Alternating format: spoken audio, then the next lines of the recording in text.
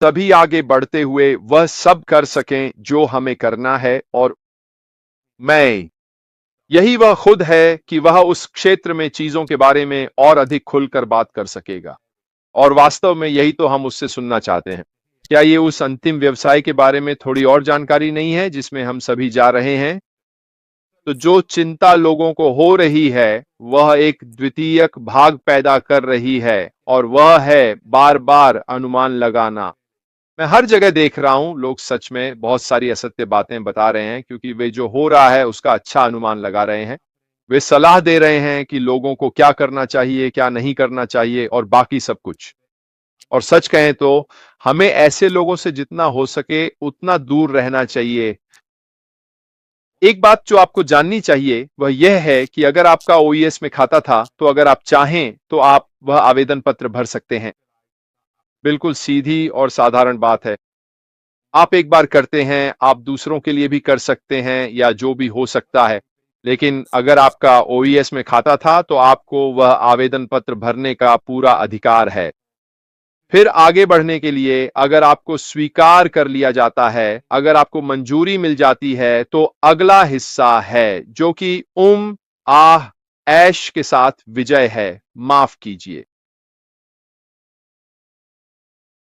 लोग कह रहे हैं मेरे साथ बने रहो, मेरे तहत साइन अप करो, ऐसी बहुत सी बातें। हमारे सीईओ की सबसे बड़ी इच्छाओं में से एक हमेशा यह रही है कि वह पूरी एमएलएम मानसिकता से दूर हो जाएं। जब लोग कहना शुरू करते हैं मेरे तहत साइन अप करो और बाकी सब कुछ, तो ये बस फिर से उसी ओर लौटना है, ये पीछे जाना है, आगे बढ़ना नहीं। यही वह एमएलएम मानसिकता है जिससे हम दूर जाने की कोशिश कर रहे हैं। भविष्य में यह सब कैसे काम करेगा मुझे नहीं पता, लेकिन एक बात तय है कि मुझे पता है जो भी होगा वह पहले से बेहतर ही होगा। ठीक है, हर किसी को यह अधिकार है कि वह चाहे तो अकेले रहे, अकेले कोशिश करे या फिर किसी भी टीम या समूह का हिस्सा बने, या आप इसे जो भी कहना चाहें। भविष्य में अगर वे चाहें तो वे दूसरों के लिंक का उपयोग करके उनकी संस्था का हिस्सा बन सकेंगे। इसमें भी कोई बुराई नहीं है, लेकिन फिर भी हमें देखना होगा कि सब कुछ कैसे सामने आता है। तो यह सब विकल्पों के बारे में है। दिन के अंत में मैं देख रहा हूं कि आप में से कई लोग पहले ही आगे बढ़ रहे हैं, वीडियो बना रहे हैं, नए यूट्यूब चैनल शुरू कर रहे हैं। मैंने आपसे कहा था, मैं इसके लिए बहुत उत्साहित था। मैं सच में शुरू करने के लिए बहुत उत्सुक हूं। मैं परंपरागत सोच से बाहर सोच रहा हूं।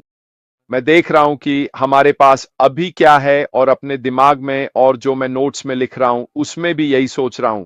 और बाकी सब कुछ सोच रहा हूं कि हम जो पहले से जानते हैं उसका मैं अपने फायदे के लिए सबसे अच्छा उपयोग कैसे कर सकता हूं। और आप लोगों को भी बिल्कुल यही करना चाहिए। क्यों? क्योंकि यह आपका व्यवसाय है। मैं अपनी पूरी क्षमता और अधिकारों के भीतर जो भी कर सकता हूं वह सब करूंगा ताकि यह सुनिश्चित कर सकूं कि आगे बढ़ते हुए मैं सफल रहूं। क्या इसका मतलब है कि मैं जो अभी कर रहा हूं वह करना बंद कर दूंगा? और वह है लोगों की मदद करना, सलाह देना, लोगों को टिप्स देना, उन्हें दिखाना कि क्या करना है और बाकी सब कुछ। बिल्कुल मैं करूंगा, लेकिन मेरा मुख्य ध्यान आगे बढ़ते हुए मुझ पर और मेरी संस्था पर रहेगा। मुझे लगता है कि यह वही है जिसकी हमारे सीईओ को तलाश है। मेरी राय में मैं पूरी तरह गलत भी हो सकता हूं, लेकिन वह चाहते हैं कि हम अपने अपने क्षेत्रों के वे नेता बने जो हमें होना चाहिए। वह हमें यह अवसर दे रहे हैं। इस अर्ली बर्ड ग्रैंडफादर राइट्स, या आप जो भी इसे कहना चाहें, के जरिए ऐश के साथ जीत की ओर सबसे पहले पहुंचने का मौका मिल रहा है। और वे रेफरल लिंक प्राप्त करने का मौका भी, ताकि हम अपने समूह को एक साथ रख सकें। अगर यही वह चाहते हैं, या अगर हम एक नया समूह बनाना चाहें तो हम वह भी कर सकते हैं। तो यही मेरी प्राथमिकता होगी, गुणवत्ता को मात्रा से ऊपर रखना। और यही पूरा विषय है। मैंने इसके बारे में कल थोड़ा सा कहा था कि क्यों मुझे विश्वास है कि आपके संगठन में गुणवत्ता वाले लोग होना व्यक्तियों की संख्या से कहीं अधिक महत्वपूर्ण है। इस बात का कोई मतलब नहीं है कि आप इधर उधर जाकर कहें मेरे संगठन में 1000 लोग हैं। ठीक है, यह आपके लिए अच्छा है, लेकिन उन 1000 लोगों से कितनी आय हो रही है? यही वह जगह है जहां लोगों को वास्तव में ध्यान केंद्रित करना चाहिए कि आपके आसपास और आपके संगठन में सही लोग हों, ताकि आप एक इकाई के रूप में मिलकर काम कर सकें, ताकि हम सभी आगे बढ़ते हुए वह सब कर सकें जो हमें करना है और उसमें सफल हो सकें।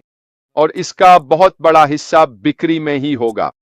याद रखिए, हम हमेशा से ही एक कमीशन आधारित व्यवसाय रहे हैं। उत्पाद हैं, उन्हें बेचिए, कमाइए। क्या इसमें और भी चीजें, बोनस वगैरह भी होंगे? हाँ, मुझे उम्मीद है कि होंगे, लेकिन इसके बारे में समय आने पर पता चल जाएगा। तो इस समय मेरी सोच यह है कि जो लोग रेड कह रहे हैं, मैं आपके साथ रहना चाहता हूं, मुझे क्या करना होगा? ठीक है, यह सब बहुत अच्छा है, लेकिन मैं अपनी संस्था में निष्क्रिय लोग नहीं चाहता। मैं केवल उन्हीं लोगों को चाहता हूं जो विक्ट्री विद ऐश में आवश्यक चीजें करने के लिए तैयार हैं, और मुझे पूरा यकीन है कि इसमें बहुत कुछ सीखने को मिलेगा। विक्ट्री विद ऐश में हमें कुछ बहुत ही खास और महत्वपूर्ण चीजें करनी होंगी ताकि हम सीखते हुए साथ ही साथ अच्छी कमाई भी कर सकें। और यही वह जगह है जहां मैं ऐसे लोगों को चाहता हूं जो इसके लिए तैयार हों। क्यों? क्योंकि यह उनके लिए फायदेमंद है, मेरे लिए फायदेमंद है, लेकिन अगर हर कोई एक ही चीज पर है, तो यह मेरी पूरी संस्था के लिए और भी ज्यादा फायदेमंद है। और मेरा इरादा लोगों के साथ घनिष्ठ संवाद रखने का है, ताकि मैं उनकी मदद कर सकूं, उन्हें सलाह दे सकूं, उन्हें वे चीजें दिखा सकूं जो शायद वे नहीं जानते हों, आदि। साथ ही साथ हम सब जो कुछ भी सीख रहे हैं, विक्ट्री विद ऐश में आप सभी के पास बिल्कुल वही अवसर है।